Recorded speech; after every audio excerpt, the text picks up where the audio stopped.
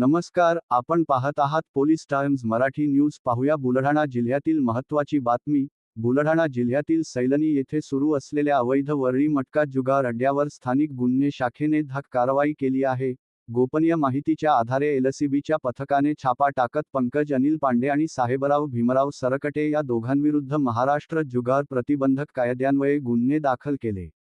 या कारवाईत रोख रक्कम आणि जुगाराचे साहित्य असा एकूण 3,200 रुपयांचा मुद्देमाल जप्त करण्यात आला आहे. ही कारवाई पोलीस अधीक्षक निलेश तांबे, अपर पोलीस अधीक्षक अमोल गायकवाड आणि एलसीबीचे पोलीस निरीक्षक आशिष रोही यांच्या मार्गदर्शनाखाली पार पडली. अवैध जुगार आणि मटका व्यवसायाविरोधातील कारवाया यापुढेही अधिक तीव्र करण्यात येणार असल्याचा इशारा पोलिसांनी दिला आहे. संपादक जावेद शाह. अशाच ताज्या आणि विश्वासार्ह बातम्यांसाठी पोलीस टाइम्स मराठी न्यूजला सबस्क्राईब करा, व्हिडिओला लाईक करा आणि शेअर करायला विसरू नका. धन्यवाद.